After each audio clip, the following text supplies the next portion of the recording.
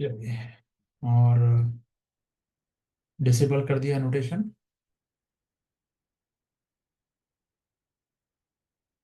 चलिए, रिकॉर्डिंग वगैरह सब स्टार्ट हो गया। अब आप इसको देखिएगा। मेरा पढ़ाने का तरीका थोड़ा सा अभी चेंज होगा यहाँ पे, क्योंकि मैं फिर से रिपीट कर दे रहा हूँ कि आप लोगों को अ, पढ़ाना अभी चीज़ें पहले प्री के लिए इम्पोर्टेंट चीज़ें जो हैं वो हो जाए, है ना। जैसे अगर कुछ जो पुराने बच्चे होंगे उनको पता होगा कि मैं पहले थोड़ा सा टिक वगैरह कैसे करवा रहा था। मयंक जी, गुलबशा जी, और कौन कौन है ग्रुप में अभी जो पुराने लोग हैं, ठीक है। तो थोड़ा बहुत आप लोगों को आइडिया होगा, ठीक है। तो वैसे ही थोड़ा सा कुछ अभी करने की कोशिश करेंगे। टॉपिक ये है, कुछ मिस्टेक अगर होगा तो बताइएगा मुझे। इंग्लिश मीडियम को अभी साथ लेके नहीं चलना है मुझे, मतलब मैं वो नहीं लेके चल पाऊंगा अभी फिलहाल, फॉर द टाइमिंग। लेकिन मैं कोशिश करूंगा कि वो भी साथ में हो जाता तो बेटर रहता है। लेकिन मैं बाइलिंगुअल रखूंगा चीज़ों को, ताकि जो इंग्लिश मीडियम के बच्चे हैं उनका भी टिक आउट कम से कम हो जाए एटलीस्ट, ठीक है। तो उससे ये होगा कि प्री आपको भी देना है भाई, तो जाहिर सी बात है चीज़ें थोड़ी बेहतर हो जाएंगी आपके लिए, ठीक है। चलिए, तो स्टार्ट करते हैं। मैगजीन के बारे में रिव्यू दे दीजिएगा। कुछ मिस्टेक थी, कुछ आप लोग के सहयोग से, मिसबा जी एंड क्या नाम है, मयंक जी के सहयोग से थोड़ा सा चीज़ें थोड़ी पहले से बेटर हो गई है, ठीक है। लॉन्ग वाले जो टॉपिक हैं, ये देखिए, ये लॉन्ग टॉपिक है। इस पे जो प्री का के लिए इंपॉर्टेंट होगा, अभी सिर्फ आप उसको कर लीजिए। ये बात समझ में आई? अभी सिर्फ आप इसी को कर लीजिए और कुछ भी करने की जरूरत नहीं है, ठीक है।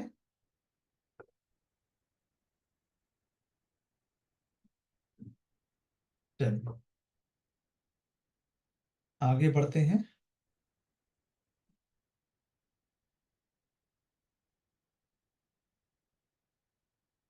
राजनीति और शासन, ठीक है। क्यों? राजनीति और शासन में एक स्कीम है, पहले ऐसे समझ लीजिएगा, रफली आइडिया दूंगा और थोड़ा सा स्पीड चलेगी चीजें। और ये जहाँ इंपॉर्टेंट चीजें होंगी मैं एकदम रफली में बात करूंगा, लेकिन समझ में आएगा, इसकी गारंटी, ठीक है। इसको थोड़ा सा और बड़ा कर लेते हैं ताकि मुझे भी विजिबल हो जाए। देखिए, एक स्कीम आई है, अक्टूबर मंथ का कर रहे हैं। अक्टूबर के बाद अभी इसी 15 दिन के बाद, आफ्टर 15 जो क्लासेस होंगी, कम से कम मिनिमम 15 क्लासेस में मुझे खत्म करना होगा।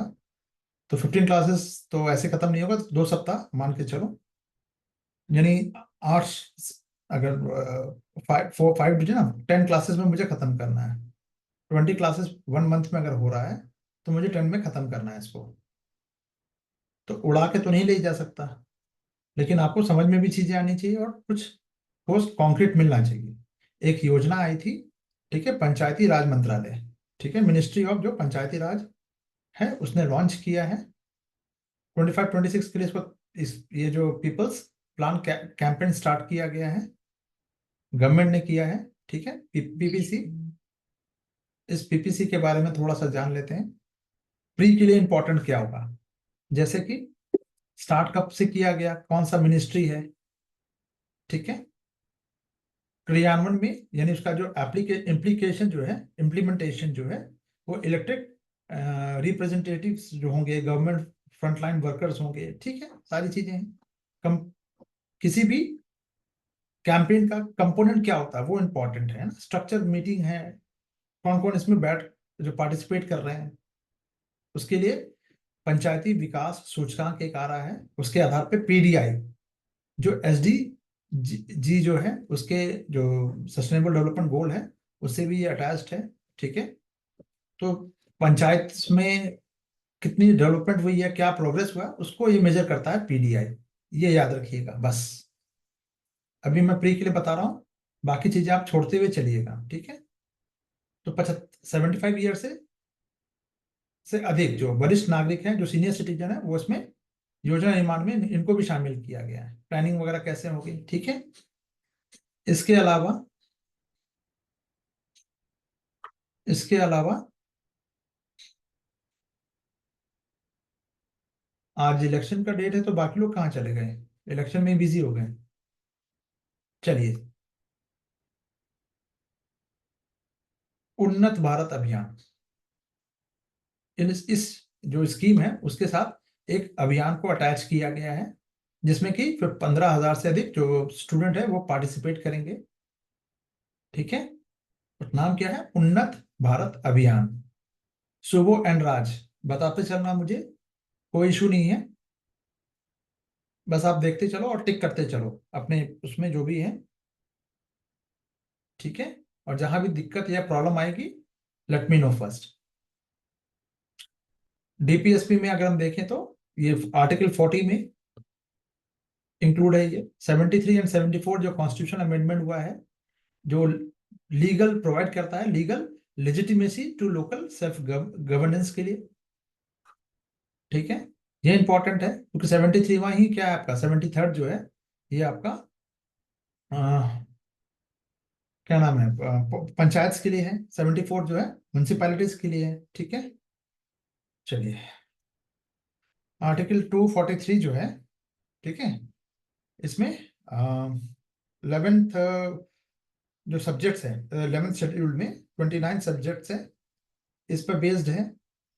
पंचायत के, यानी पंचायत, इसका मतलब है इट मीन्स दैट 29 सब्जेक्ट्स पे पंचायत क्या कर सकती है, लॉ मेकिंग का काम कर सकती है। क्लियर है। चलो अब मोटी मोटी चीजें समझो, बस इसी से ही काम आपका होना है प्री में। इंपॉर्टेंस क्या है, इंपॉर्टेंस वगैरह ये सब आप मेंस में देख लेना, कोई इशू नहीं है, अभी हम उसमें नहीं जाएंगे। क्या क्या चुनौतियां, चैलेंजेस क्या होंगे, तो भाई पार्टिसिपेशन नहीं है जनता का, एक ब्यूरोक्रेसी जो है वो भी बहुत, उसके भी बहुत कॉम्प्लिसिटी है, ठीक है। डायरेक्ट लोग पार्टिसिपेट नहीं कर रहे हैं, ऐतिहासिक जो लोग, मतलब संग्रहक वाली बात है कि भैया अपना घर पहले भरो, इस टाइप की चीजें हैं, ठीक है।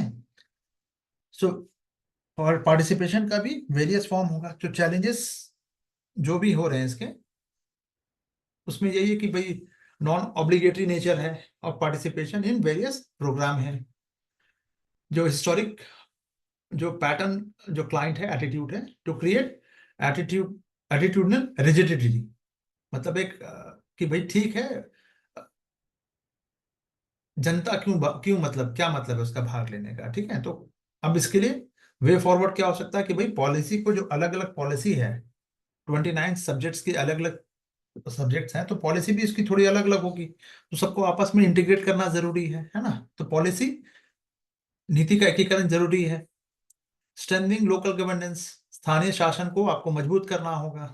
कैसे करोगे यार, तो स्ट्रीमलाइन करोगे कम से कम पहले संरचना को, उसके स्ट्रक्चर को और प्रोसेस को आप इजी करोगे, तभी वो स्ट्रेंथन होगा और मजबूत बनेगा, सबको समझ में आएगा, तो पार्टिसिपेशन होगा, है ना। तकनीकी एकीकरण, जो टेक्नोलॉजिकल इंटीग्रेशन भी जरूरी है, तो आधार कार्ड, जीआईएस कार्ड, वो सब आप यूज कर सकते हैं उसमें, है ना। कैपेसिटी बिल्डिंग की बात हो तो बिल्कुल कर सकते हैं, ठीक है, तभी तो मार्जिनलाइज सेक्शन है उसको बेनिफिट होगा। और एक बिहेवियरल जो चेंजेस हैं वो भी आपको देखना होगा, तो शासन की भाई जनता जो है, जो उसको इंकरेज करना होगा प्रोएक्टिव एंगेजमेंट के लिए, तभी काम होने वाली है, ठीक है। क्लियर है। चलिए, तो ये क्लियर हो गया सभी को, जल्दी से बताइए। अब इससे रिलेटेड जो भी क्वेश्चन है, वेरी गुड, अब इससे रिलेटेड जो भी क्वेश्चन होगा आप लोग इसको देख सकते हैं, ठीक है। कोई दिक्कत परेशानी हो तो बताइएगा।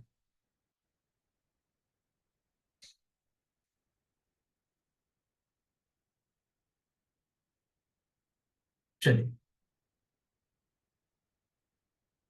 हम्म,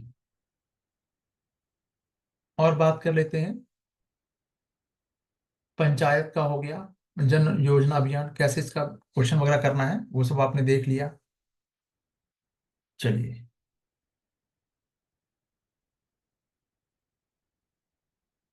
अब आगे बढ़ते हैं। हम्म,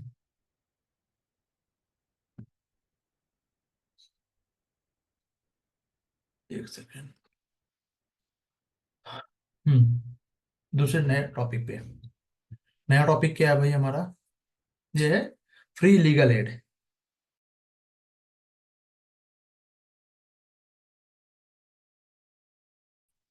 क्वेश्चन बनेगा, प्री में बने कोर्ट ने क्या किया बेसिकली, ये डायरेक्टेड लीगल सर्विस जो अथॉरिटीज है, LSAS, ठीक है, उसको इंश्योर किया है access to free legal aid, aid for जो प्रिजन इनमेट्स जो हैं उनके लिए, यानी जो भी जेल में बंद है जिनकी सुनवाई करनी थी, नहीं हो पा रही है, तो इनके लिए सहायता के लिए निर्देश दिया गया। ठीक है, चलो। तो LSA को मजबूत करना। LSA का मतलब, जैसे बहुत सारे लोग क्या करते हैं, उनके पास पैसे नहीं है तो केस वकील नहीं अपने लिए कर पाते हैं, है ना, फेवर में, या उनका केस कोई सुनने को तैयार नहीं कोई वकील, तो फिर उसके लिए क्या कर गवर्नमेंट क्या करती है, एक गवर्नमेंट जो है वकील प्रोवाइड करवाती है। ठीक है, इसी को कहा जा रहा है कि भाई लीगल एड है ये। ठीक है, सरकारी वकील हो गया, अगर आपके पास प्राइवेट वकील करने का के पैसे नहीं है तो। मोहित कुमार, समझ में आई चीजें? चलिए, तो इसी के लिए नालसा जो है, इस ये एक अथॉरिटी, एक ऑर्गेनाइजेशन बनाई गई है, नालसा, NALSA। ये करती है, कोलैबोरेशन करती है स्टेट एंड डिस्ट्रिक्ट के साथ। किसके साथ? राज्य और जिले के साथ, डिस्ट्रिक्ट के साथ। ठीक है, और जो भी फ्री लीगल एड प्रोवाइड करती है जनता को, आम जनता मतलब, जनता मतलब जिसको जरूरत होगी, जिसको जेल में बंद है, जिसको वकील की जरूरत पड़ रही है, ठीक है, उसके लिए भी है ये। तो ये पहले तो ये आप ये समझ लो कि अगर मैं अरेस्ट होता हूँ, ठीक है, पुलिस मुझे अरेस्ट करती है, गवर्नमेंट मुझे अरेस्ट करती है, तो सबसे पहले मुझे अपने पक्ष में, गवर्नमेंट ये नहीं कर सकती मेरे साथ कि मुझे थर्ड डिग्री दे, पुलिस मुझसे थर्ड डिग्री देकर मुझसे नहीं बात कर, कबूल नहीं करवा सकती, तो मुझे चुप रहने का अधिकार है। ठीक है, मूल अधिकार में आएगा। UPSC यहीं से पूछेगा क्वेश्चन, और आपको लगेगा क्वेश्चन आया कहाँ से, क्वेश्चन यहीं से आएगा। तो चुप रहने का अधिकार हो गया। कानून, कानूनी सहायता पाने का जो अधिकार है, वो कौन सा अधिकार है, वो कौन सा आपके पास राइट है, ये देख लो। ये बात समझ में आ रही है?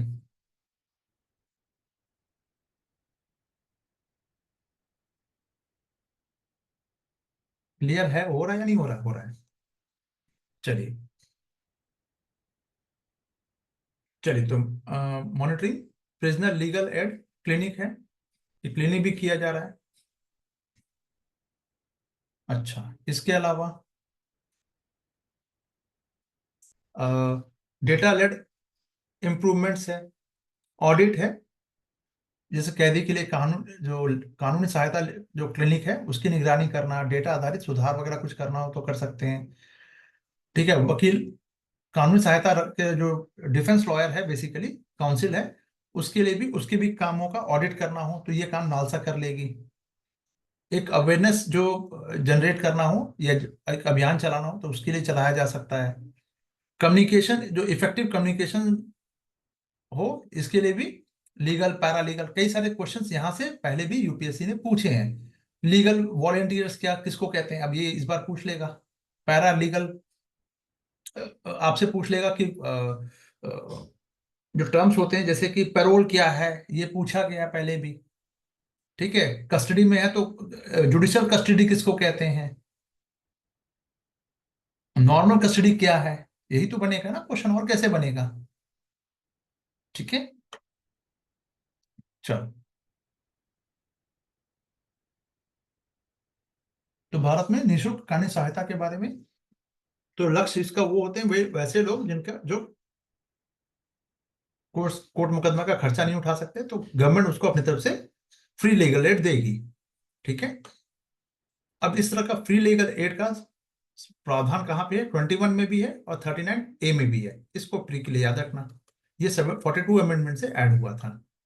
ठीक है, नालसा की बात करें तो वैधानिक प्रावधान, ध्यान दो, एक संवैधानिक प्रावधान है, संवैधानिक का मतलब कॉन्स्टिट्यूशनल की बात हो रही है, कॉन्स्टिट्यूशनल प्रोविजन की बात हो रही है ये, ठीक है।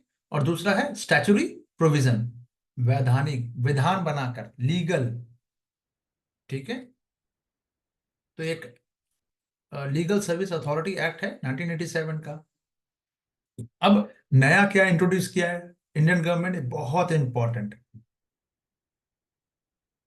ये है आपका सेक्शन 341, भारतीय नागरिक सुरक्षा संहिता 2023।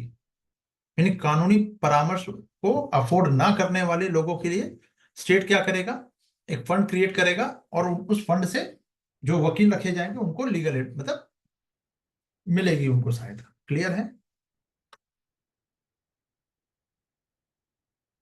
जल्दी से कमेंट, फिर आगे बढ़ेंगे। तो नालसा के बारे में क्या है, आरती जी? हाँ, तो नालसा का उद्देश्य है कि जो लीगल वीकर सेक्शन जो है सोसाइटी, उसकी कानूनी सहायता करना, ठीक है। चलिए, अब निःशुल्क कानूनी सहायता के लिए पात्रता क्या होगी, तो महिला और बच्चे होंगे, वुमेन एंड चिल्ड्रन होंगे, शेड्यूल्ड एरिया कौन कौन से हैं, किनको किनको मिलेगा, 1 लाख से कम, मिसबा जी? फ्री के लिए बहुत इंपॉर्टेंट, मेंस में नहीं पूछा जाएगा, एकदम क्लियर रखिएगा, ठीक है। चलिए, और बात कर लेते हैं।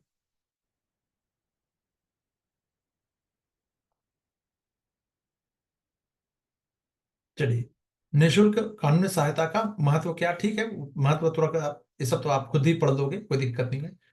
गवर्नमेंट ने क्या इसके लिए इनिशिएटिव लिया है, ये इंपॉर्टेंट है, ठीक है।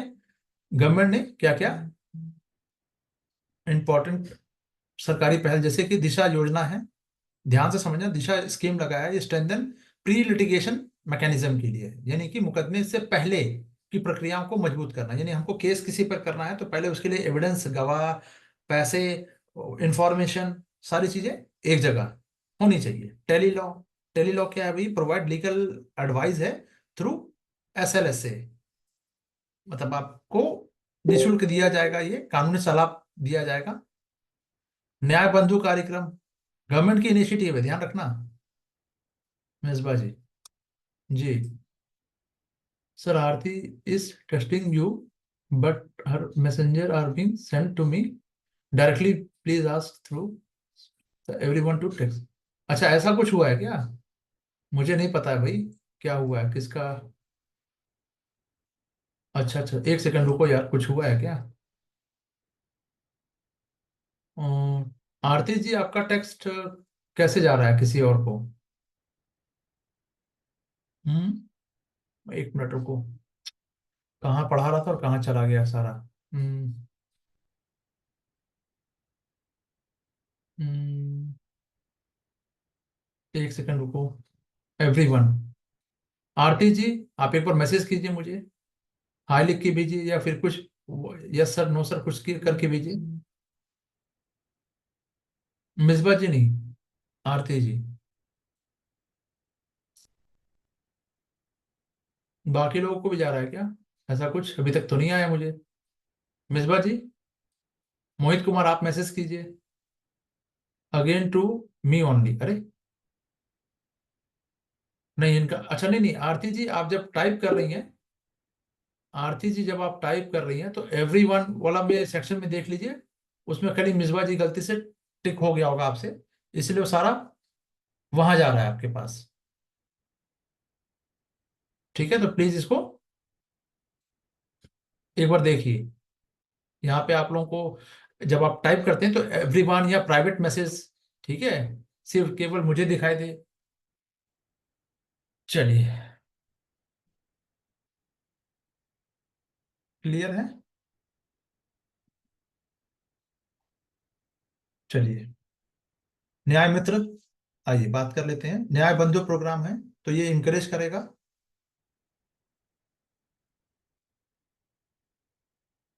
ठीक है। 10 वर्ष से अधिक मामला अगर लंबा है तो ये न्याय मित्र कार्यक्रम के तहत इसको लिया जा सकता है। लोक अदालत है, ठीक है, न्याय मित्र प्रोग्राम है, और न्याय मित्र एक न्याय बंधु प्रोग्राम है। ये निःशुल्क वकीलों को निःशुल्क सेवाएं प्रदान करने के लिए प्रोत्साहित करता है।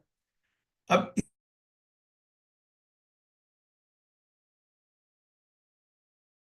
इसमें और इसमें ध्यान रखना,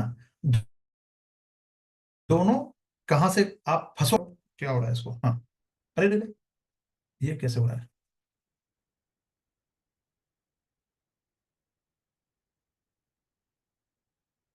बाकी से तो नहीं हो रहा ना कुछ? इनेबल डिसेबल, नहीं इनेबल नहीं है, डिसेबल ही है। ठीक है, हो गया। आरती जी चलिए। हम्म, आइए, इन दो पॉइंट को आप पकड़ के चलिएगा। क्यों? यूपीएससी इसको क्या करेगी पता है? A point B, B point A में और ए पॉइंट बी में।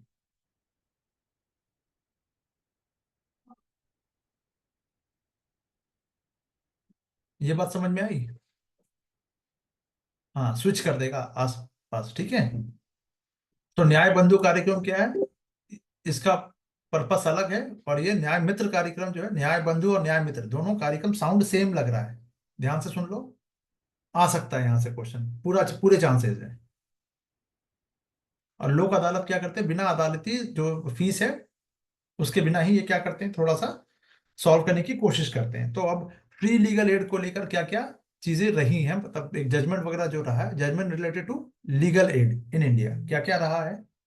वो रहा है कि भाई एक एम एच हॉस्टकॉट एंड महाराष्ट्र राज्य था, इन्होंने उसके समय में इस लीगल केस में, इस केस स्टडी में क्या किया, सुप्रीम कोर्ट ने कहा कि भाई आपको जो प्रिजनर्स को क्या करना होगा, फ्री लीगल एड प्रोवाइड, उसके उनको असिस्ट करना होगा, कानूनी सहायता का अधिकार स्थापित किया 21 के तहत, आर्टिकल 21।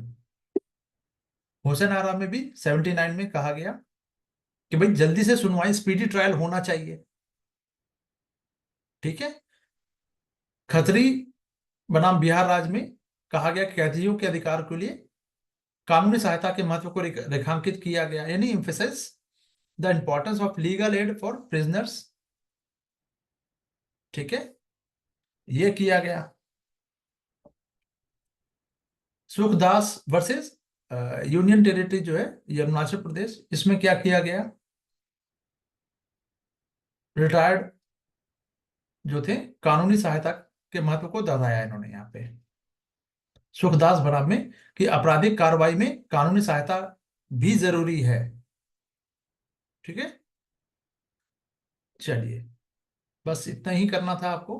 बाकी आप, क्या समस्या है, प्री में नहीं पूछा जाएगा कि समस्या क्या है, ठीक है। तो मेंस के लिए वो रखिएगा, अभी हम मेंस पे नहीं जाएंगे। प्री के कुछ क्वेश्चंस है, जिसको मैंने अंडरलाइन किया, इतना ही कर लीजिए, बहुत है। हालांकि मैंने भी दो चार चीजें फालतू ही की है। ठीक है, ये केस स्टडी नहीं पूछा जाएगा, लेकिन फिर भी मैंने कर दिया है। ठीक है, तो आप मेंस मेंस में इसका काम आ जाएगा। क्या है? बिनो सर्विस क्या है? बिनो सर्विस, बिनो सर्विस क्या है भाई? तो मुझे भी नहीं पता, समझ में नहीं आया बिनो कहाँ पे। हुसैन आरा या खातून पूछ रहे हैं, या खतरी पूछ रहे हैं, कहाँ पे है? कहीं कहीं कुछ लिखा हुआ है? सर बानो सर्विस क्या है? बोनो, बी एन ओ, बंधु है बॉस, बंधु। देखो, एक कार्यक्रम बताया गया है, बेसिकली एक कार्यक्रम गवर्नमेंट की तरफ से आया है कि वकीलों को क्या दिया जाएगा, निशुल्क सेवाएं प्रदान करने के लिए, कि भैया आप फीस मत लीजिए, गरीब जो लोग हैं उनसे फीस मत लीजिए, उनको इंकरेज किया जा रहा है। एक तो ये हो गया न्याय बंधु कार्यक्रम, न्याय बंधु प्रोग्राम है वो ये है। और एक न्याय मित्र प्रोग्राम है, इसमें क्या है कि भाई जो 10 वर्ष आफ्टर एड पेंडिंग पड़ा हुआ है 10 साल से, तो उसको क्या करना है, उसकी सुनवाई वो कर लो यार, उसकी सुनवाई जल्दी से जल्दी किया जाए, 10 साल हो गया है। ठीक है, ये बात थी। क्लियर हुआ या नहीं हुआ? बंधु सर्विस या बोनो, पता नहीं यार, बोनो क्यों लिख रहे हो?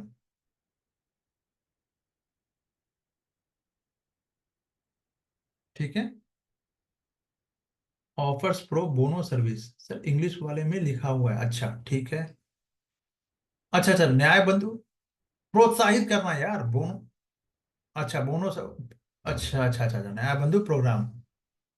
वकीलों को निशुल्क सर्विस कर यार, इंकरेज करना है लॉयर को to offer pro bono service, यानी कि अरे क्या बोलते हैं इसको, ये बनावेलेंट की बात हो रही है, यानी परोपकारिता वाली बात हो रही है। अब ठीक है, मुफ्त देना, कानूनी सहायता, ठीक है। प्रो बोनो यानी पैसा नहीं लेना उसके लिए। क्लियर है। चलो। हाँ, ठीक ठीक ठीक, चलो। चलिए, अब आगे बढ़ते हैं। सूचना का अधिकार कई बार पूछ लिया गया यार आरटीआई से।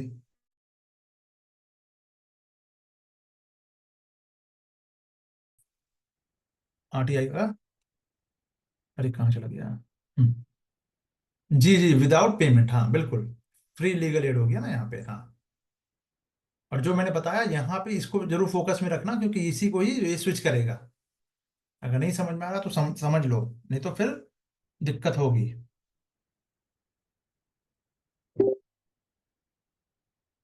ठीक है।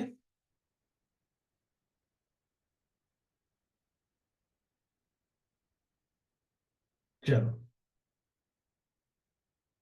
सूचना का अधिकार, ये 20 साल इसका पूरा हो गया है। कब आया था? जून 2005 में आया था, और अक्टूबर 2005 में ये इम्प्लीमेंट हो गया था, ठीक है। चलिए, उद्देश्य क्या है? तो नागरिकों को सार्वजनिक प्राधिकरणों के पास उपलब्ध जानकारी पहुंचाने के लिए, मतलब कि भाई जो भी गवर्नमेंट में चल रही है उसकी इंफॉर्मेशन मिलनी चाहिए, ठीक है। यही वो चीज थी। तो हो गई बात खत्म। अब आइए बात कर लेते हैं जरा सा, पृष्ठभूमि की बात करें। तो पृष्ठभूमि में इसका बैकग्राउंड ठीक है, इसको जरूरत नहीं है। क्यों लाया गया था, इंपॉर्टेंट ये है। तो कोई भी ट्रांसपेरेंसी को इंकरेज करने के लिए लाया गया, ठीक है। ऐसे समझो। तो कहाँ कहाँ इसमें सभी लोग आएंगे, किस पे? सभी अथॉरिटी पे लागू होगा, ध्यान रखना, या सभी जो अथॉरिटी है, ऑल अथॉरिटीज पे ये इसका इम्प्लीमेंटेशन होगा, ठीक है। और इसमें वो एनजीओ भी शामिल होंगे जो सरकार से फंड लेते हैं। नहीं तो अगर मान लो अब आपसे ये पूछ लिया गया कि कौन सा ऐसे एनजीओ, सभी एनजीओ नहीं जो फंड ले रहे हैं, मान लो मैं गवर्नमेंट से हेल्प नहीं ले रहा हूँ, तो फिर वहां पे आरटीआई लागू नहीं होगा। मैं प्राइवेट हूँ, लेकिन अगर मैं गवर्नमेंट से फंड उठा रहा हूँ या उनसे ले रहा हूँ लीगल, तो मुझे उनकी शर्तें भी माननी पड़ेगी, मुझे इंफॉर्मेशन देना पड़ेगा, ठीक है। चलिए, तो इसका जो अब इम्पोर्टेंट क्या है, इसका जो एपिलेट वगैरह जो जुरिडिक्शन कहाँ कहाँ पे है, तो ये lower courts can not entertain, निचली अदालतें आरटीआई से संबंधित मामलों की सुनवाई नहीं कर सकता, मतलब लोअर कोर्ट नहीं करेगा, high court and supreme court कर लेगा। पहली लाइन, ठीक है। लोअर कोर्ट का मतलब भी यहाँ पे क्या है, लोअर कोर्ट नहीं करेगा, ठीक है। सर्वोच्च न्यायालय, और दोनों में किसके तहत? 32 और 32 एंड 226, दोनों के तहत क्या है, ये कर सकते हैं। कई बार बताया है।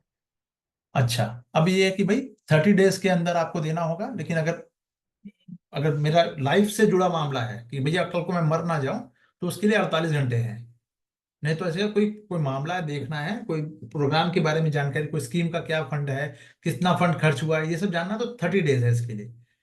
लेकिन मैं गायब हो गया हूँ, मुझे पुलिस ने अरेस्ट कर रखा है, या फिर कहाँ हूं मैं, किसी अथॉरिटी ने मुझे अरेस्ट कर रखा है, तो ये मामले जीवन से जुड़े हुए, लेकिन लाइफ का अगर थ्रेट बन रहा है तो फिर मामला 48 घंटे में करना करना पड़ेगा, ठीक है।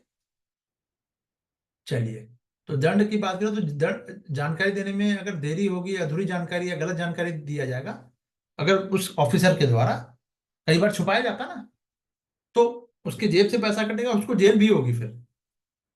अपील के लिए, यदि अनुरोध अस्वीकार कर दिया जाएगा, तो उसे ठीक से हल नहीं अगर होता, तो आप अपील भी कर सकते हैं, यानी कि 30 दिन में अगर आपको जवाब से सेटिस्फाई नहीं है, तो आप उससे हायर अथॉरिटी में अपील कर सकते हैं। तो इसमें क्या किया गया, एक एक अमेंडमेंट किया गया 2019 में, और एक 2023 में। 29 19 2019 में क्या अमेंडमेंट किया गया, जो सूचना आयुक्त जो है, सेक्रेटरी वगैरह जो है, सेंट्रल गवर्नमेंट के जो कंट्रोल है, terms and condition of information commissioners, इसके बारे में कि भैया केंद्र सरकार के नियंत्रण में रहेगी, आयुक्तों की जो सेवा शर्तें होंगी, यानी जो इंफॉर्मेशन ऑफिसर जो होगा उसको सैलरी कौन देगा, उसके सर्विस के टर्म्स और कंडीशन कौन निर्धारित करेगा, किसके कंट्रोल में होगा, तो वो सेंट्रल गवर्नमेंट के कंट्रोल में रहेगी। ठीक है, पहली चीज। दूसरी चीज और एड ऑन किया हुआ कि डिजिटल जो व्यक्तिगत डेटा संरक्षण अधिनियम है, digital personal data protection DPDP act 2023, ठीक है, इसमें भी जानकारी को प्रगटीकरण से छूट प्रदान की गई है, यानी कि कुछ व्यक्तिगत जानकारी को, यानी कि भाई मैं मैरिड हूं या अनमैरिड हूं, ठीक है, मैं नॉन वेजिटेरियन हूं या वेजिटेरियन हूं, ठीक है, कोई भी पर्सनल चीजें, ठीक है, तो वो जानकारी मैं शेयर अगर नहीं करता हूं तो आप उसके लिए मुझे नहीं रगड़ सकते कि भाई आप टीचर थे तो आपको आपको आपको पर्सनल जानकारी भी देनी है, नहीं ऐसा नहीं है, कई बार आप उसको देने से इनकार कर सकते हैं। ठीक है, क्लियर, ये बात समझ में आई, इंपॉर्टेंट है प्री के लिए। एपिलेट का भी अधिकार है, 30 डेज के लिए होगा, 40 अगर लाइफ का थ्रेट बन रहा है तो 48 आवर्स में, लिबर्टी रिलेटेड मैटर्स अगर है तो फिर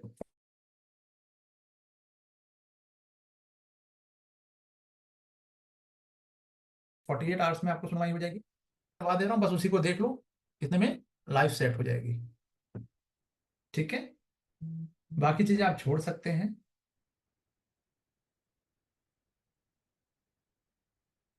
क्या क्या रहा नहीं रहा ये सब मेंस के लिए है, और आप इसको पढ़ भी सकते हो खुद से भी, कोई क्योंकि मई कई बार हो चुका है, तो लाइन बाय लाइन जाने का कोई सेंस बनता नहीं है। ठीक है,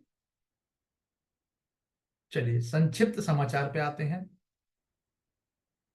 अब बात कर लेते हैं थोड़ा सा, अगर कम समझ में आ रहा तो भी मुझे बताइएगा मोहित कुमार जी, लेकिन इसका मतलब ये नहीं निकालिएगा कि जैसे मुझे पता चल चुका है, और अब मैं इस पे बिल्कुल आश्वस्त रहूंगा।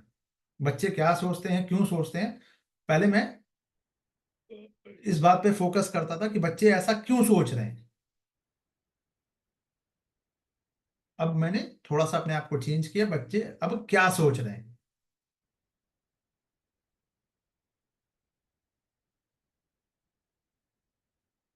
कम ही आ रहा है, हाँ, तो कम इसलिए आ रहा है भाई साहब क्योंकि आपने अभी इसको नहीं पढ़ा है, अभी आपने इसको नहीं पढ़ा है, तो इसको पढ़ना पड़ेगा, पढ़ के आएगा रहिएगा तो चीजें ज्यादा बेहतर समझ में आएगी। ठीक है, क्योंकि मैंने बहुत तरीके से इसको करवाने की कोशिश की है, बट चीजें ऐसे काम नहीं कर रही है, तो आपको ही अपनी स्पीड बढ़ानी पड़ेगी। अब मैं 5 घंटे की क्लास ले लूं तो आप रो दोगे, मैं एक एक लाइन पर जाके करूं तो ये मेरे लिए संभव नहीं होगा, क्योंकि यही तो मैं पहले से कर रहा था। पर इसका मतलब ये नहीं कि मैं समझाऊंगा नहीं, आपको समझाने की मैं देखूंगा कि 1-2 दिन में थोड़ा सा और इसमें और बेटर क्या हो सकता है, लिखने वाला काम नहीं है, लेकिन एक ऑल ओवर चीजें बता दूंगा आपको। चलो, ज्यादा चैलेंजिंग तो ये इंग्लिश मीडियम के लिए हो रहा है, क्योंकि मैं 90% अभी हिंदी बोल रहा हूँ, प्रॉब्लम तो उनको होना चाहिए। ठीक है, चलिए आइए संक्षिप्त समाचार, यानी why in the news, news in short. Topic क्या है हमारा, सुप्रीम कोर्ट क्वेश्चंस जो है ये कर रहा है, न्यायालय की व्यवहारिता पर सवाल उठाने की बात आ गई है। किसका, ग्राम न्यायालय, ये ध्यान रखिएगा, ग्राम न्यायालय की बात हो रही है। सुप्रीम कोर्ट ने ग्राम न्यायालयों की कि भाई अब वो क्यों एग्जिस्ट कर रहा है, फिजिबिलिटी जो है उसी पर उठा दिया कि भाई ये काम, इसको बंद क्यों नहीं कर दिया जाना चाहिए। कौन कह रहा है, सुप्रीम कोर्ट, ऐसा क्यों हो गया, अब क्वेश्चन कैसे बनेगा, इस पर बात कर लेते हैं। ठीक है, तो देखो सुप्रीम कोर्ट ने क्या कहा है, ये पहले तो ये अधिनियम देख लो यार, कौन सा, जो ग्राम न्यायालय के लिए जो जो एक्ट बेसिकली जो यूज होता है, Supreme Court is concern about the feasibility of setting up Gram Nyayalaya, है ना, तो ये ग्राम न्यायालय अंडर द ग्राम न्यायालय एक्ट के तहत ये कहा आता है, बेसिकली 2008 के तहत। आप इसके तहत आप ग्राम जो गांव में जो आप वो है उसको ये कर सकते हैं, ठीक है।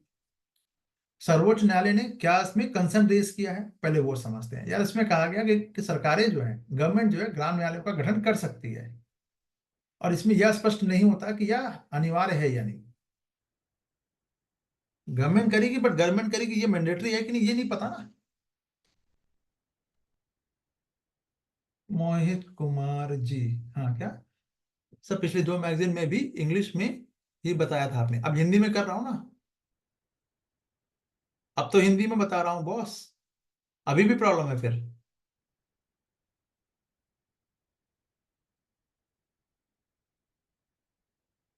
आपने कहा पिछले दो मैगजीन में मैंने इंग्लिश में बताया, तो अभी हिंदी में बता रहा हूं ना, ठीक है।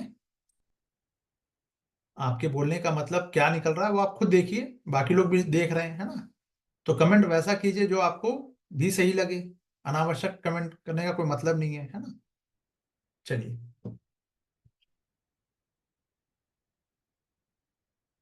जब मैंने हिंदी में बताया है तो हिंदी इंग्लिश में बताया है तो हिंदी में मैंने आप लोगों को बना के दिया भी है इसका माइंड मैप, ठीक है। अगर बोलने में आऊंगा तो फिर तो बातें बहुत दूर तक जाएंगी, फायदा नहीं है ना बॉस। आपसे लड़के फायदा नहीं है। यूपीएससी से लड़ो ना यार, मुझसे क्यों लड़ रहे हो। हर चीज का ठीकरा मुझ पे फोड़ोगे तो चलो ये भी कर लो, शायद इससे आपका सिलेक्शन हो जाए। चलिए। संसाधनों की कमी, ठीक है। तो चिंता क्या है कि भाई गवर्नमेंट के पास जब पैसा होगा तो गवर्नमेंट क्या करेगी, इसके लिए फंड करेगी, ग्राम न्यायालय को स्टैब्लिश करेगी, पैसा नहीं होगा तो छोड़ देगी, ठीक है। तो फंड, जो रिसोर्स कंस्ट्रेंट है, पैसा नहीं आ रहा है ना रेगुलर रूप में, और जो काम वगैरह जो है वो बढ़ता चला जा रहा है, क्योंकि इंक्रीज वर्कलोड। वर्कलोड क्या हो रहा है, इंक्रीज हो रहा है। क्यों हो रहा है, क्योंकि अपील और रिट जो याचिका है उसके माध्यम से हाई कोर्ट लोअर कोर्ट तो सुनेगा नहीं, वो तो हाई कोर्ट सुनेगा। स्टेट में रेट के बारे में कौन हियरिंग का उसके पास राइट है? ऑब्वियस है कि हाई कोर्ट के पास। तो किस पे बढ़ेगा बर्डन? हाई कोर्ट के पास, ठीक है। तो जब ग्राम न्यायालय सुन नहीं सकता रिट, और बर्डन इसी पे बढ़ना है, तो उसको रख के फायदा क्या है? बात समझ में आ रही है? ऐसे समझो। तो पंचायत में अगर हम बात करें, ये intermediate establish at the intermediate level of the panchayat, और अ ग्रुप ऑफ जो कंटिजीनियस कंटिज्यूअस पंचायत, यानी राज्य सरकार उच्च न्यायालय के परामर्श से न्यायाधिकारी नियुक्त करती है। कहाँ पे? पंचायत के मध्य स्तर पर, यानी ग्राम न्यायालय की बात हो रही है। तो देखो, अब ये प्री के लिए बहुत इंपॉर्टेंट, क्या इसमें पढ़ना क्या है कि राज्य सरकार क्या करेगी, हाई कोर्ट के न्याय, यानी मान लीजिए यूपी है, UP government Yogi ji, Allahabad high court है ना, इलाहाबाद हाई कोर्ट के कंसर्न से, उसके परामर्श से, उसके सजेशन से एक अधिकारी अपने यूपी के किसी गांव में उसको रखेगी। ये बात समझ में आई? प्री के लिए इंपॉर्टेंट। और उनका जुडिडिक्शन क्या होगा? तो ये उनके पास जो ये चल न्यायालय के रूप में कार्य करते हैं। चल न्यायालय का मतलब क्या हो गया? मोबाइल मोबाइल कोर्ट, मतलब आज यहाँ खुले कल वहां भी रहेगा, परसों कहीं और रहेगा, ठीक है। और इनके पास सिविल और आपराधिक दोनों किस्म के मामले ये सुन सकते हैं। न्यायाधिकारी यानी जज is appointed by the state government, ठीक है, in in consultation with the high court. Clear है? विवाद का समाधान जो होना है, जो डिस्प्यूट जो रिजॉल्व होना है, वो क्या है? विवाद सुलह के माध्यम से हल किए जाएंगे, आपस में बात करके, है ना। तो सामाजिक कार्यकर्ताओं को सुलहकर्ता के रूप में अपॉइंट कर दिया जाता है। सोशल वर्कर में बी अपॉइंटेड एज कंसिलिएटर्स, बीच बचाव कर लो या बात उत कर लो, ठीक है ना। भारतीय साक्ष्य अधिनियम जो है, basically principle of natural justice, है ना। ध्यान देना, decision are based on the principle of natural justice. प्राकृतिक बजाय भारतीय साक्ष्य नियम, के बजाय ये प्राकृतिक न्याय से के सिद्धांत पे लिए जाते हैं, प्राकृतिक न्याय। अब प्री वाले क्वेश्चन जो मैंने मॉर्निंग वाली क्लास ली है, आप लोगों की पॉलिटी हो चुकी है, उसमें प्राकृतिक न्याय बताया है मैंने। अब यूपीएससी अगर क्वेश्चन पूछेगा तो प्राकृतिक न्याय बताओ क्या है, क्या समझते हो? तो दो तरह के क्वेश्चन यहाँ से पुट अप होंगे कि भाई एक तो नेचुरल जस्टिस की बात हो रही है, प्रिंसिपल ऑफ नेचुरल जस्टिस के हिसाब से यहाँ पे निर्णय लिया जाएगा, ठीक है, डिसीजन लिया जाएगा। और दूसरा क्वेश्चन क्या बनता है कि इस जो ग्राम न्यायालय में ये प्रैक्टिस नहीं होगा, एविडेंस एक्ट जो है ना 1872 का, ये नहीं एक्ट, ये काम नहीं करने वाला। ये बात समझ में आई? नहीं आई?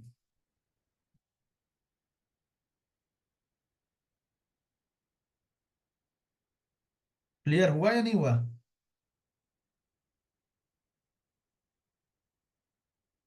चलिए, एमसीक्यू कर लीजिएगा आराम से।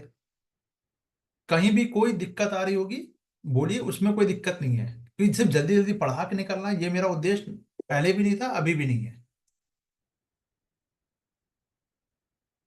जी, इसलिए प्री प्री लिख दिया ना मैंने, ये सब प्री के लिए ही इंपॉर्टेंट है, इसलिए लिख दिया है। अब मैं हर लाइन पे जाके नहीं लिख सकता ना मैं। ठीक है, चलिए अब आ जाते हैं section 6A of citizenship act.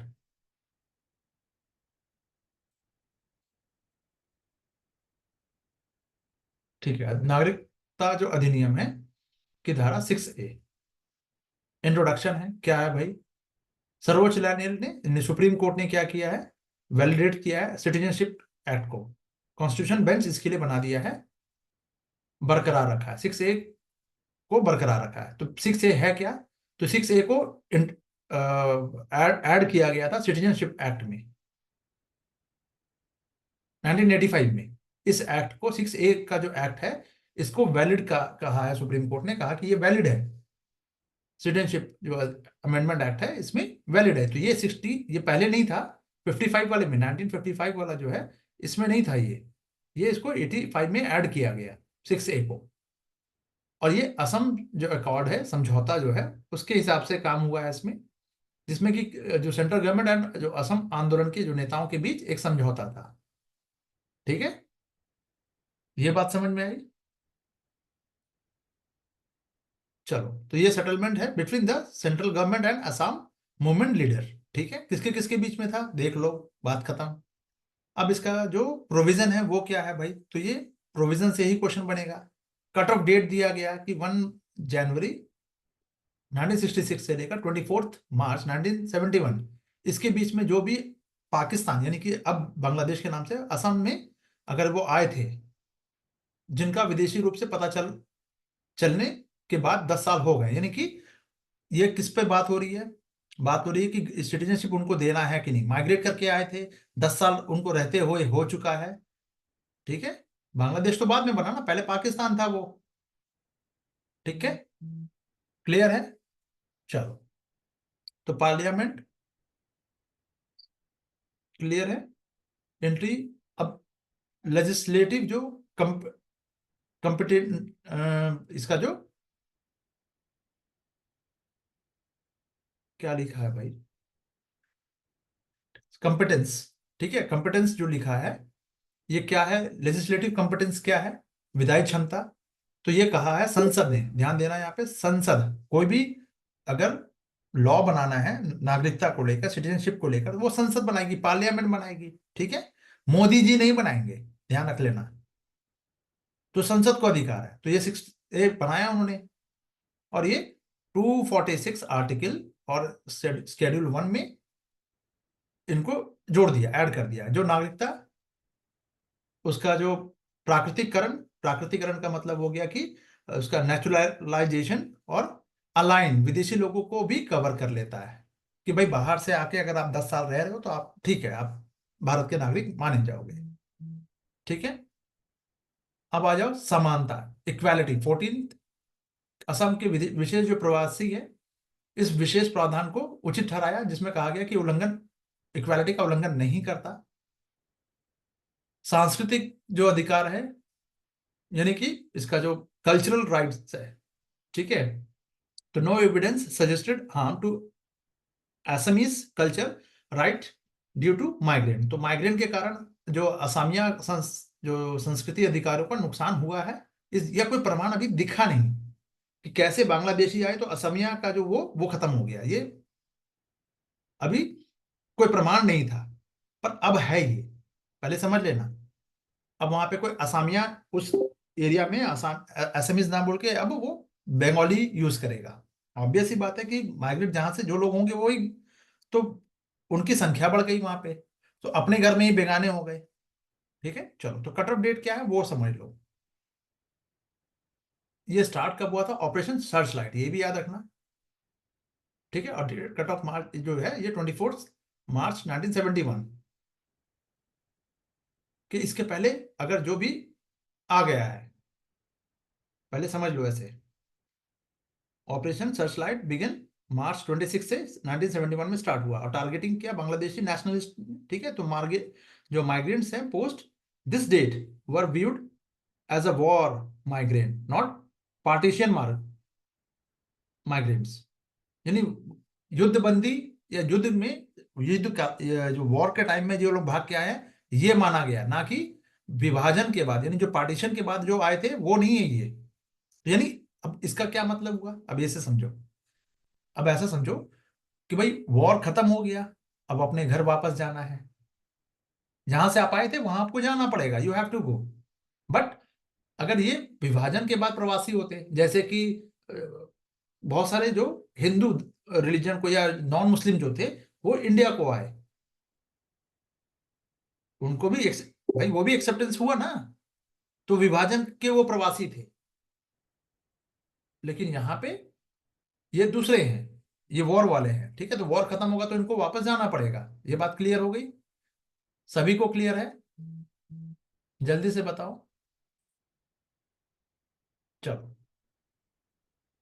तो अब 1955 का एक्ट क्या कहता है कि यार 5 तरीके से जो आप सिटीजन जो है एक्वायर की जा सकती है, ऑब्टेन किया जा सकता है। कहा कैसे? बर्थ से, डिसेंडेंट से, वंश आपका पूरा एक फैमिली ट्री चल रहा है तो, पंजीकरण रजिस्ट्रेशन से, प्राकृतिकरण नॉर्मलाइजेशन नेचुरलाइजेशन से, और किसी क्षेत्र के समावेश से, यानी कि इनकॉर्पोरेट ऑफ टेरिटरीज, यानी कल को अगर लाहौर इंडिया में मिल रहा है तो लाहौर के जो सिटीजन हैं वो ऑटोमेटिक इंडियन सिटीजन माने जाएंगे, क्योंकि ये लाहौर इंडिया में आ गया। बात समझ में आ रही है? ऐसा होगा नहीं, मैं बात समझाने के लिए कह रहा हूँ। ठीक है, अगर कल को लाहौर मिलता भी है इंडिया को तो लेना नहीं चाहिए मेरे हिसाब से, वो अखंड भारत ये सब चूरन में नहीं फंसना चाहिए। ठीक है, चलिए। नहीं तो फिर पड़ोसी जो है पाकिस्तान की जगह पे अफगानिस्तान होगा, और जब वो नया पड़ोसी होगा तो हमारे फेवर में नहीं होगा, क्योंकि पड़ोसी कभी अच्छे दोस्त नहीं हो सकते, है ना? चलिए, दोहरी नागरिकता की बात कर लेते हैं। ठीक है, तो एक्वायरिंग सिटीजनशिप की बात करें हम, तो डुअल सिटीजनशिप का हमारे यहाँ कोई प्रावधान नहीं है कि आप भैया आप अमेरिका की भी वो रहिए और यहाँ भी रहिए, यहाँ भी आपका वोटिंग राइट नहीं, ये नहीं होगा। ठीक है, तो ये जो CAA आया है उसमें कहा भी गया कि अफगानिस्तान, बांग्लादेश और पाकिस्तान से आए जो नॉन मुस्लिम है, कट ऑफ डेट क्या रखा गया? इससे पहले अगर वो भारत आ चुके हैं तो अवैध प्रवासी के रूप में इनको वर्गीकृत होने से छूट देगा, यानी कि उसको अवैध इलीगल माइग्रेंट नहीं माना जाएगा। दैट्स इट, इससे ज्यादा कुछ नहीं। ये डेट याद रखना।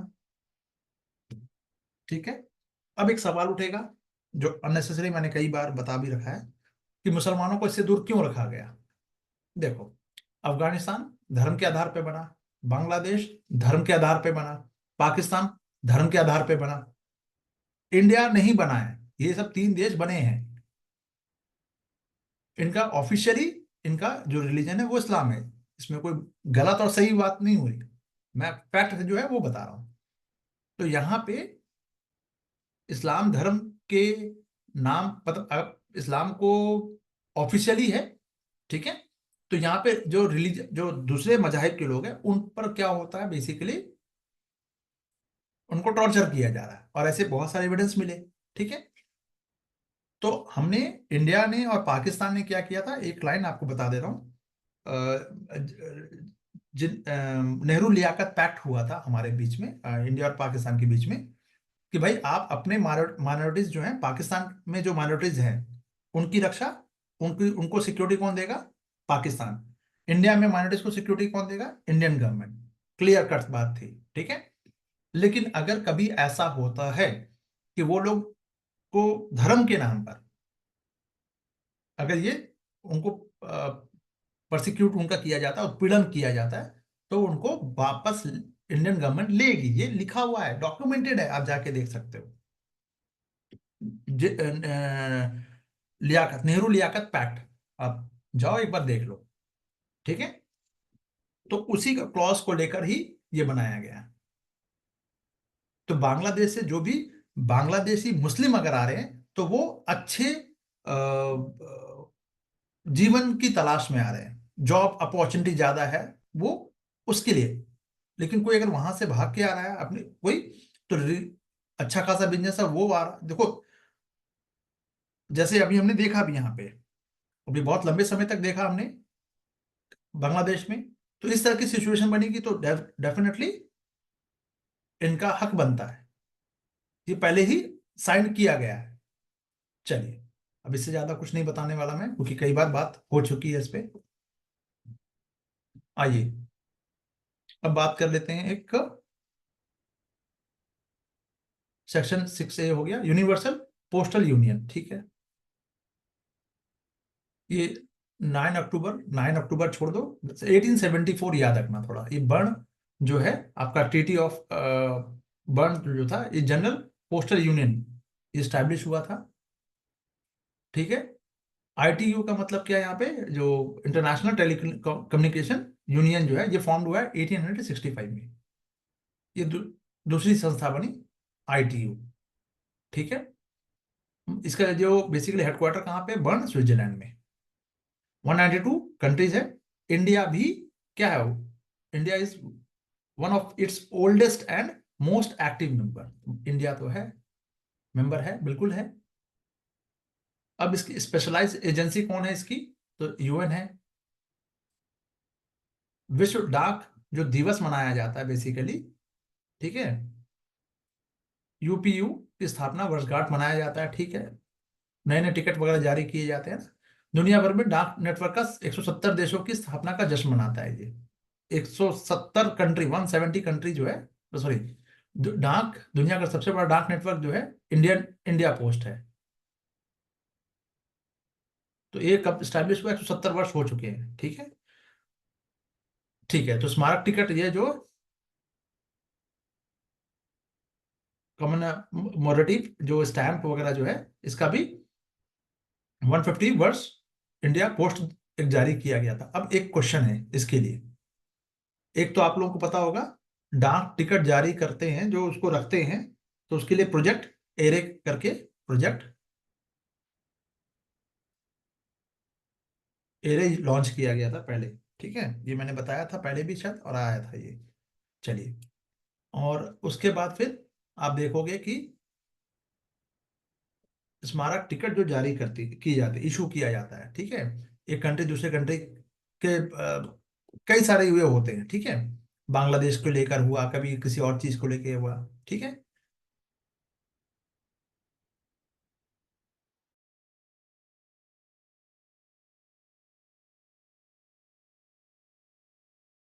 इससे काम आपका बन जाएगा।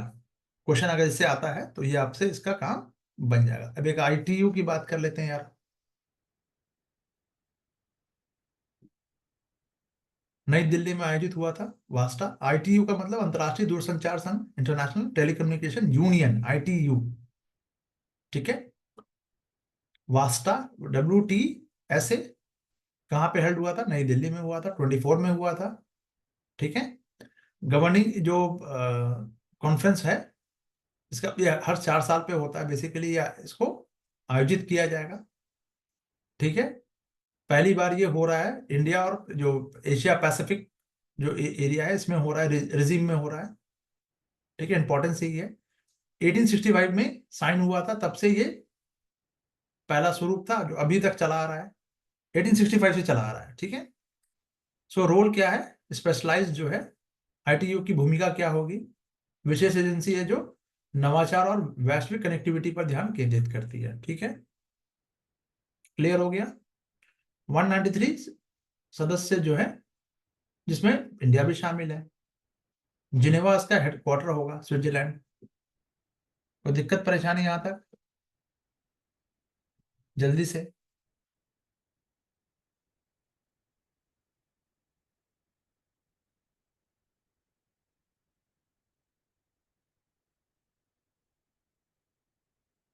चलिए, ठीक है।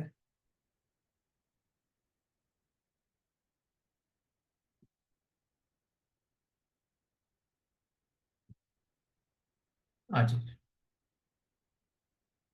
अब नया एक टॉपिक, अंतर्राष्ट्रीय संबंध, इंटरनेशनल रिलेशंस। मोहित कुमार जी, आज आपका कष्ट मुझे दिख रहा है, पर थोड़ा सा आपको मेहनत करनी पड़ेगी। सभी लोग कर रहे हैं, तो आपसे उम्मीद करूंगा कि थोड़ा सा आपको एक्स्ट्रा मेहनत करनी पड़ेगी, इसमें नो डाउट, मैं मुझे कोई शक नहीं है कि आपको करनी पड़ेगी। लेकिन जब तक आप अपना बेस्ट निकाल के नहीं दोगे, सिलेक्शन नहीं होगा। इस बात को समझ लो।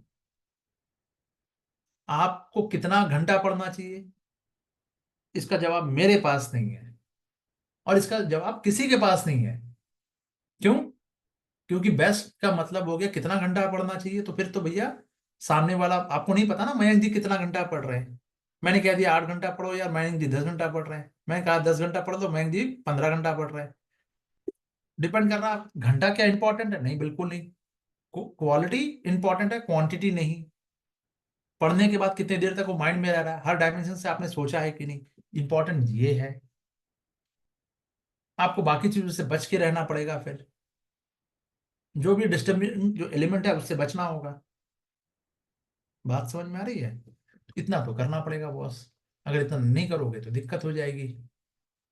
फिर रिपीटेशन में, साइकिल में घूमते रहोगे कि मेंस तो तैयार है, प्री नहीं तैयार है, प्री तैयार है तो मेंस तैयार नहीं है। अब दोनों तैयार है तो इंटरव्यू तैयार नहीं है। तैयारी होलिस्टिक होगी, एक ही बार होगी और तीनों के लिए होगी। ऐसा कभी नहीं होगा कि एक बार प्री निकलेगा, अगली बार मेंस निकलेगा, फिर उसके बाद इंटरव्यू निकलेगा, फिर फाइनल सिलेक्शन होगा। ऐसा नहीं ना होता है। जब भी होगा तो किसी भी एक साल पूरा सिलेक्शन होगा, कंप्लीट होगा, है ना। चलो, आइए बात कर लेते हैं इंटरनेशनल रिलेशंस की, ठीक है। इंडो चाइना बहुत बहुत बहुत बहुत बहुत इंपॉर्टेंट। क्यों?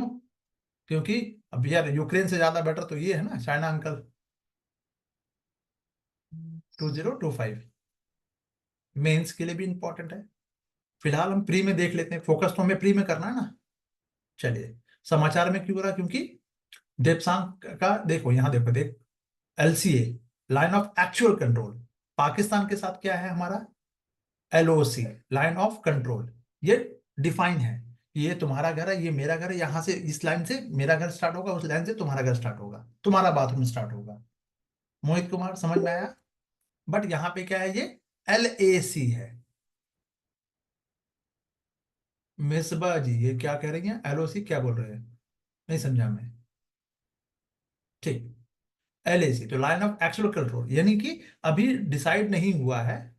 हाँ हाँ, पाकिस्तान का एलओसी बताया तो। लेकिन चाइना के साथ क्या है कि एलएसी है, यानी कि अभी डिसाइड नहीं हुआ कि तुम्हारा है या मेरा है। मैं कहता हूँ यार, इंडिया का क्या स्टांस है कि ये यहां तक होगा, हमारा एरिया यहां तक है। चाइना का कहना नहीं भैया आपका तो यहां तक है, बाकी ये मेरा एरिया है। तो हम लोग दोनों डिस्प्यूट चल रहे हैं अभी, ठीक है। तो कई बार दो लाइन याद रखना, एक वर्ड है देपसांग, कौन सा एरिया है, देपसांग प्लेन एरिया है। देपसांग प्लेन एरिया है, लद्दाख। और डमचौक क्या है, डमचौक एरिया जो है, ये लाइन ऑफ एक्चुअल कंट्रोल वाला एरिया है। ये दमचौक फिर से रट लेना, यहां से ये कहाँ पे मिलेगा आपको, इस एरिया पे। नदी यहीं से आके, एनसीईआरटी में देखिएगा, नदी यहीं से आके घूमती है फिर, ब्रह्मपुत्र दमचौक के पास से ही घूमेगी। इसलिए ये याद रखना, ये दो नाम, ठीक है। चलो, तो बेसिकली अब पूछा क्या जा रहा है, पूछा ये जा रहा है कि जो LIC में किया, तुम अपने एरिया में जाओ, हम अपने एरिया में जो 2010 से 20 से पहले वाला था उस पोजीशन पे चले जाओ। तो गलवान है, हॉट स्प्रिंग है, गोगरा है, पेंगोंग सो है। ठीक है, ये सब जो 4 एरिया है, कम से कम इसके नाम यहाँ से अब डिसएंगेजमेंट स्टार्ट हो गया है। डिसएंगेजमेंट का मतलब कि अब दोनों सेनाएं वापस अपने अपने बैरक में जाएगी। पर मैं लिख के दे रहा हूं, आज भी दे रहा हूं, इंडियन आर्मी नहीं जाएगी। आज नहीं, अभी नहीं, कभी नहीं जाएगी। क्यों नहीं जाएगी? क्योंकि इंडिया ने ये, अगर ये एरिया है, यहां से यहां तक वाला एरिया है, तो यहाँ पे अपना बेस ही बना लिया है। क्या लो, तो जो पहले हमने जो इनिशिएट लिया था, चाइना को हमने पीछे कर दिया। एक टेक्निकल वो चीज बता दे रहा हूँ, कम लोगों को पता होती है।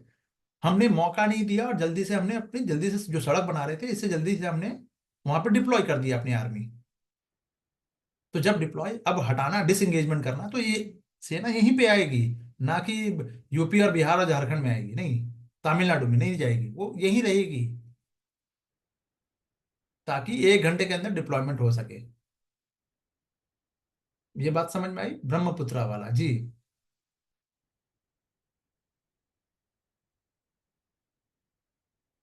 इंडस, इंडस होगा मे बी, इंडस में होगा, आप देख लीजिएगा, ये NCERT में है। ठीक है, चलिए।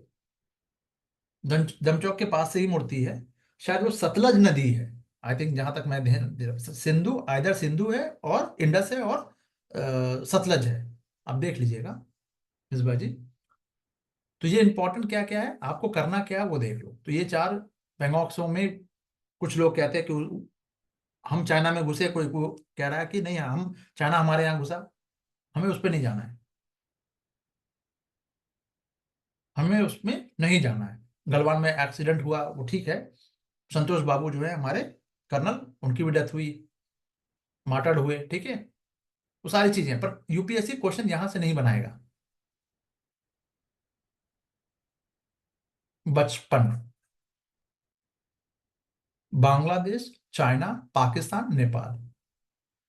अगर भारत से, इंडिया से कोई बॉर्डर शेयरिंग हो रहा है तो बचपन याद रखना। सबसे ज्यादा बांग्लादेश से बॉर्डर शेयर हो रहा है, उसके बाद चाइना, उसके बाद पाकिस्तान, फिर नेपाल। क्लियर है राजमुशाय? चलो, तो ये देखो यार, 38 3400 किलोमीटर, लगभग 3500 किलोमीटर, 3500 किलोमीटर जो है, ये अभी तक डिसाइड ही नहीं है कि कहाँ है।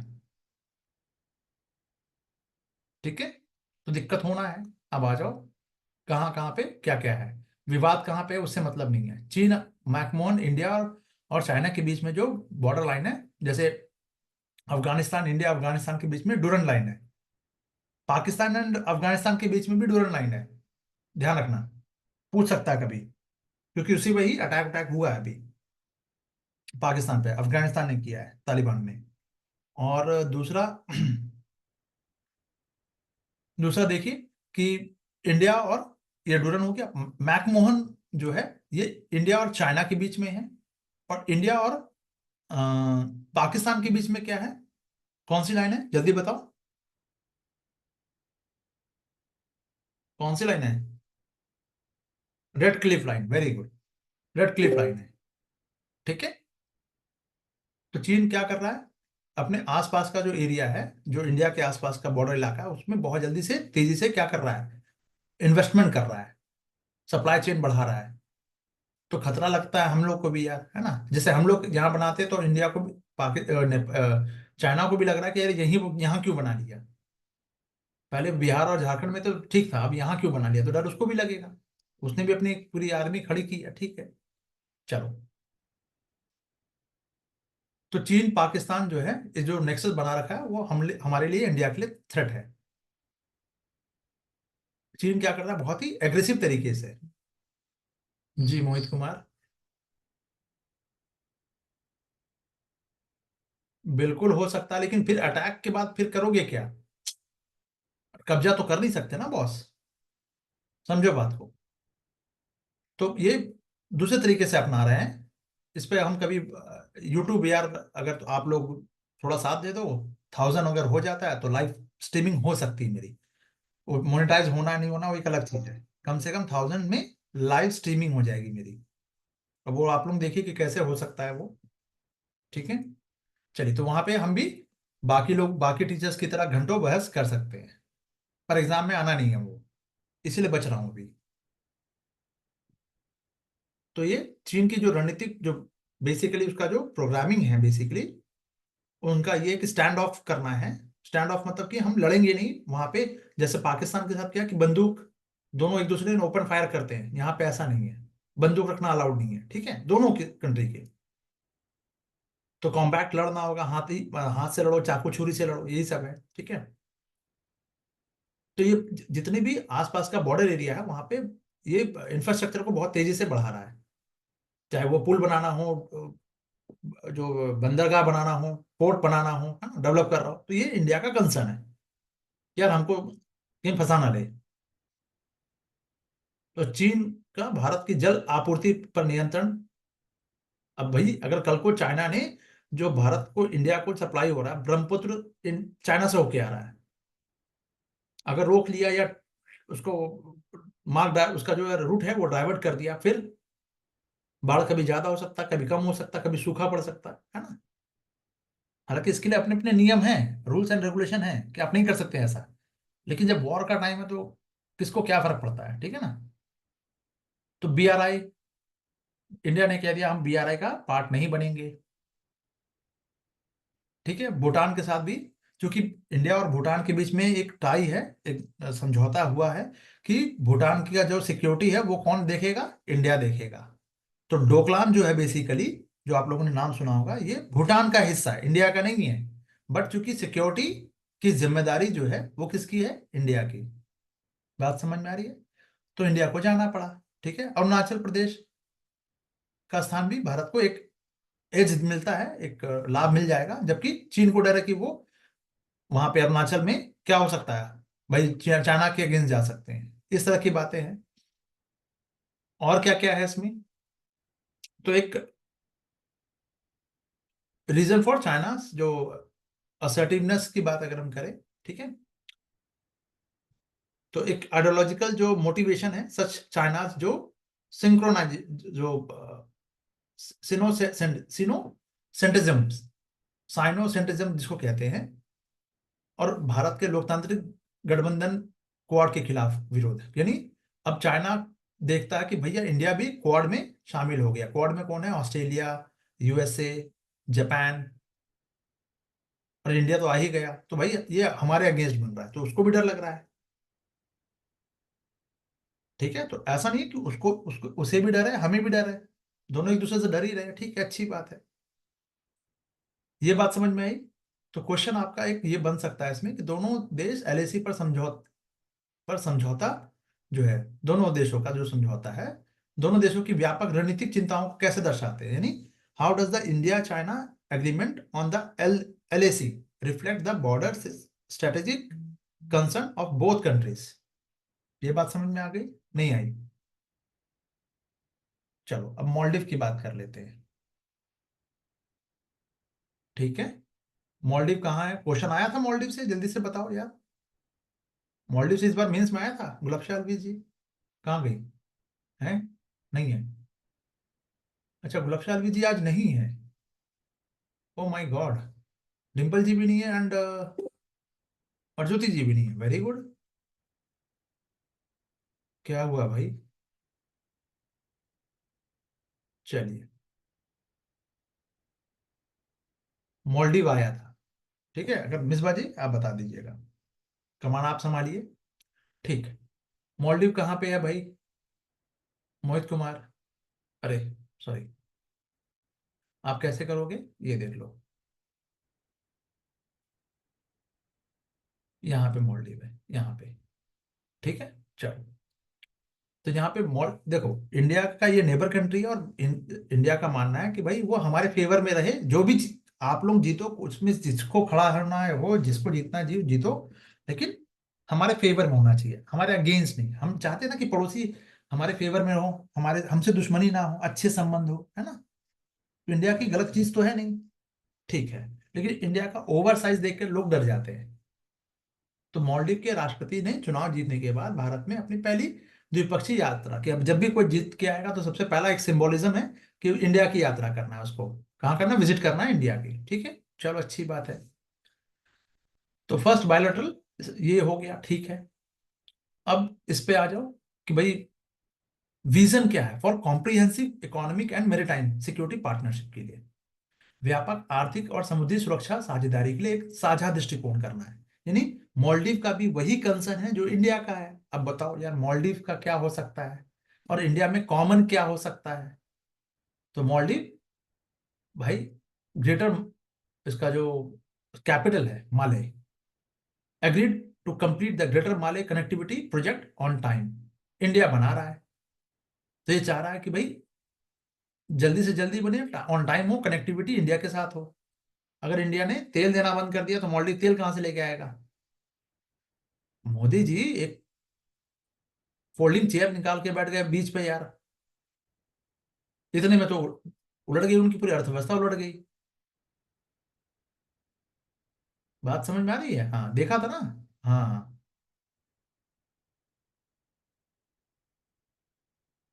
बिल्कुल नहीं, एग्रीकल्चर नहीं होगा, एग्रीकल्चर नहीं होगा, होगा तो बहुत कम होगा, वो फिशरीज पे। और जो उनका फूड है बाहर से सप्लाई होगा और बाकी फिशरीज पे डिपेंडेंट होंगे, है ना। चलो, तो काम की चीज मैं कथा कहानी नहीं सुनाऊंगा, पहले हम इस पर फोकस कर लेते हैं। तो व्यापार और आर्थिक सहयोग के लिए था, ट्रेड एंड इकोनॉमिक जो कोऑपरेशन है इसके लिए भी इंपॉर्टेंट है। क्यों? क्योंकि द्विपक्षीय मुक्त व्यापार, यानी दोनों देश अपने अपने व्यापार करें तो उसमें टैक्स नहीं लगे कम से कम। और लेन देन के लिए जो है उनके लोकल करेंसी है उसका यूज होना चाहिए, दोनों को फायदा होगा। तो इंडिया ने क्या कर दिया, लॉन्च कर दिया रुपए को, रुपए कार्ड की शुरुआत कर दी मालदीव में कि भैया जो भी जो जाएंगे यहाँ से, इंडियन टूरिस्ट जाएंगे, वो मालदीव में उनको डॉलर में कन्वर्ट नहीं करना है, आप इंडियन रुपी लगाइए, वो हो जाएगा, एक्सेप्ट हो जाएगा वहां पे।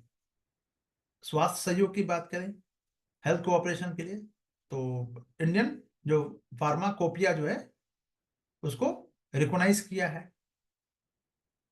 औषधि संहिता जो है इसको एक्सेप्ट कर लिया है मालदीव ने, वहां पे रिकॉग्नाइज किया है।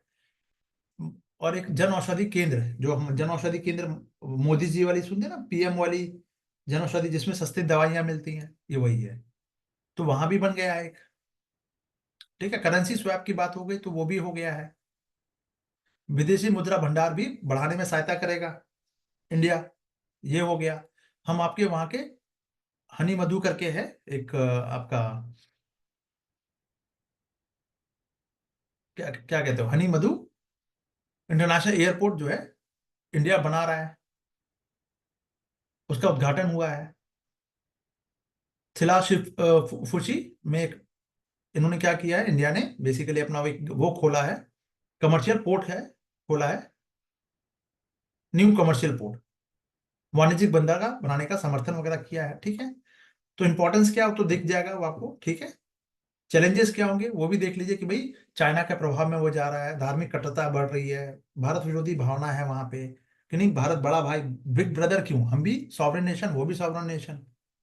तो कई बार छोटे देश ना बड़े देश को जैसे उनको लगता है वो डिक्टेट कर रहे होते हैं।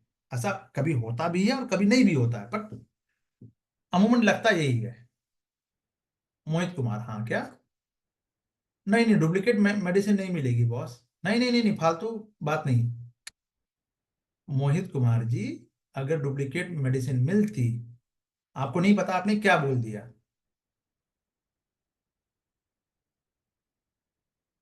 ठीक है, डुप्लीकेट नहीं होता, वो जेनरिक मेडिसिन होती है। आपको ऐसा बताया जाता है कि आप महंगी दवाइयां ही खरीदिए, सस्ता मतलब बेकार।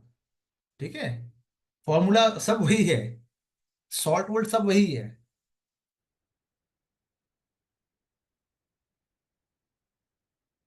हाँ, तो मेडिकल स्टोर ये तो बोलेगा ही भाई। एक मिनट, किसी भी कोचिंग संस्था में जाइए और पूछिए कि भाई हम आपके यहाँ नहीं पढ़ेंगे कहीं और पढ़ेंगे तो क्या मेरा सिलेक्शन होगा, वो क्या जवाब देगा? आप मुझसे ये वाला सवाल पूछिए तो मैं कहूंगा भैया जहां पढ़ना है वहां पढ़ दो। लेकिन अगर आप किसी और कोचिंग संस्था में जाके पूछिएगा, वो क्या जवाब देगा आपको? कि नहीं, अगर हमारे यहाँ पढ़िएगा तो ज्यादा चांसेस है। मैं तो ये सब कुछ नहीं कह रहा, बात समझ में आ रही है? तो वो अपना माल प्रोडक्ट बेचने का तरीका है। ठीक है, आपके डर को उन्होंने हथियार बना रखा है, ठीक है। जी। इंडिया सबसे ज्यादा करता है और फर्स्ट नंबर पे है, जो सबसे ज्यादा जेनरिक मेडिसिन का डिमांड भी है, मार्केट भी है, और इंडिया टारगेट में भी रहता है ना। चलिए, आपको तो ये पता ही नहीं है कि जेनरिक मेडिसिन जो है बड़े बड़े हॉस्पिटल में यूज होता है, लेकिन आपको दिखाया गया जाता है, आपसे दवा मंगवा ली जाती है, या फर्जी बिल दिखा दिया जाता है, और वो जेनरिक मेडिसिन यूज होता है, आपको तो पता भी नहीं है ये चीज। ठीक है, क्योंकि असर में कोई कमी नहीं है। एक कैंसर की दवा 7,500 8,000 रुपए की आ जाती है, एक साल की, जेनरिक मेडिसिन में। और ये लगभग 3 लाख रुपए का, अगर आप ब्रांडेड में जाओगे तो देख लो।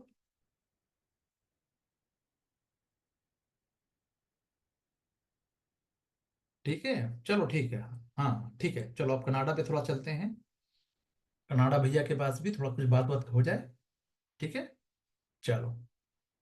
नहीं, मैं थोड़ा इसलिए बात कर रहा हूँ कि थोड़ा सा आप लोग प्रेशर में ना रहें। चलो, इंडिया कनाडा रिलेशनशिप, ठीक है भाई। खबर में क्यों था, पहले समझ लेते हैं। तो हाल ही में कूटनीतिक तनाव बढ़ गया, हमने अपने डिप्लोमेट वहां से बुला लिए। तो फिर उन्होंने झूठ बोला कि नहीं हमने निकाल दिया। भैया, हमने तो बुलाने का पहले ही दे दिया था, लिखित में। अब यहाँ से उनको लात मार के नहीं, ठीक है चलिए, यहाँ से भी उनको कड़े शब्दों में डाल के कहा गया कि निकलो यहाँ से, 24 घंटे के अंदर खाली करो, है ना। खालिस्तान को वो सपोर्ट करते हैं हमारे, और वे फ्रीडम ऑफ एक्सप्रेशन की बात करते हैं। लेकिन जब इंडिया कहता है कि वहां के जो ट्रकर्स हैं उनका भी फ्रीडम राइट होना चाहिए, तो कहते हैं भैया हम हमारे यहाँ पे तुम उंगली कर रहे हो। बात समझ में आ रही है। तुम्हारा कुत्ता टॉमी, मेरा कुत्ता कुत्ता, तुम्हारा कुत्ता टॉमी। बात समझ में आ रही है, चलो। सो बेसिकली न्यूज क्या कि एक्सपेल किया गया था 6 कैनेडियन को, जो डिप्लोमेट है उनको एक्सपेल कर दिया था हाई कमिश्नर ने। हाई कमिश्नर अलग होता है, पोस्ट सेम ही है, बट अगर कभी ब्रिटिश डोमिनेंस रहा है राष्ट्र, जो संघ के जो जहां जहां ब्रिटिश ने कभी ऑक्युपाई कर रखा है उनका एरिया रहा है, तो वहां पे हाई कमिश्नर होगा।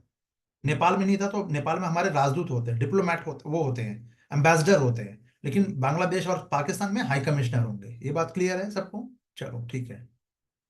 तो इम्यूनिटी को पहले उन्होंने हटाने की मांग की थी। एक कनाडा ने कहा था कि भाई, आपका एक अधिकारी है, एक ऑफिसर है, वो वहां के लोकल जो क्राइम, उसमें किसी की हत्या हुई है, मर्डर हुआ, तो उसमें इन्वॉल्व है, तो ऐसे तो हमारे अरेस्ट नहीं कर सकते। तो कहा कि पहले इम्यूनिटी जो है उसका लेवल, उसको कम कर दो। लेवल कम करोगे, इम्यूनिटी को हटा दोगे, तो हम अरेस्ट कर सकेंगे, पूछताछ कर पाएंगे।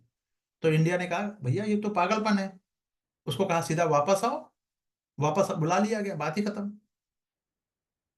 ठीक है, तो ये वियना, वियना नहीं वियना होगा, वियना, वियना कन्वेंशन पर ये बेस्ड होगा कि हम कोई भी कंट्री दूसरे कंट्री के डिप्लोमेट्स को, या डिप्लोमेट्स बोला को बोल दीजिए कि आप वहां पे उनको अरेस्ट नहीं कर सकते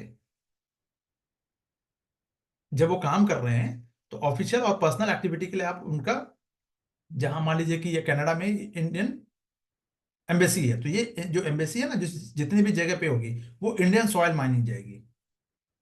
ये ध्यान रखिएगा।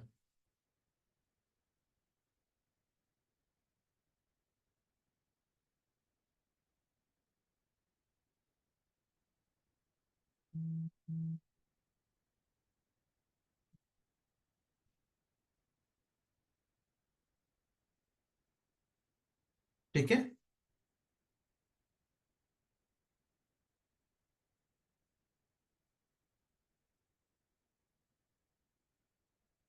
क्लियर है। चलिए, तो हाल का विवाद वगैरह क्या था, वो समझ लीजिए। तो भाई, खालिस्तानी उग्रवाद को सपोर्ट किया उन्होंने। इंडियन जो हमारी जो सोवेनिटी है उसको चैलेंज किया। सिक्योरिटी जो कोऑपरेशन है, वो बिल्कुल जो ऑर्गेनाइज क्राइम पे था, उस पे कोई बातचीत नहीं हो पाई कि भाई हम आपके यहाँ पे जो भारत कह रहा है कि आप कनाडा में बहुत सारे ऐसे अपराधी हैं जो इंडिया में उन्होंने क्राइम किया, सौंपो हमको, वो कह रहे नहीं देंगे। तो संबंध खराब हो रहे हैं, व्यापार और निवेश में भी गतिरोध है। ठीक है, तो इसके वजह से वोट बैंक की जाती है कि भैया वहाँ खाने जो खालिस्तान है, वो वहां पे क्या कर रहे हैं, विशेषकर उस एक जस्टिन ट्रूडो की गवर्नमेंट को सपोर्ट कर रहे हैं, इसीलिए उनकी मजबूरी है। ठीक है, तो ये सब काम है, और इसीलिए क्या कदम उठाना चाहिए, क्या कन्वेंशन है, बस ये थोड़ा सा एक प्री के लिए थोड़ा सा देख लो। एक और चीज, ये सब काम नहीं आएगा प्री में, ये प्री के लिए ये काम आएगा। आज का लास्ट टॉपिक, ठीक है, इम्यूनिटी, ये वाला जो है ये भी प्री के लिए देख लो। ठीक है, बाकी चीज जो छोड़ सकते हो, ये सब प्री के लिए नहीं है। ये लाइन प्री के लिए है और ये लाइन प्री के लिए है। ठीक है, चलो। तो 65 का अनुसरण है, 72 में इसको एक्सेप्ट किया है इंडिया ने भी। इम्यूनिटी दिया जाता है कि भाई आप इसको कैसे डायरेक्ट अरेस्ट वगैरह नहीं कर सकते। फाइव आइज अलायंस भी है, ये भी प्री के लिए देख लीजिएगा। इसमें यूएसए, यूके, कनाडा, ऑस्ट्रेलिया और न्यूजीलैंड है। और ये निगरानी और सिंगल खुफिया दोनों अपना शेयर वगैरह करते हैं, बस यही चीज है। क्लियर है? चलिए, आज के लिए इतना ही रहेगा। अब बताइए।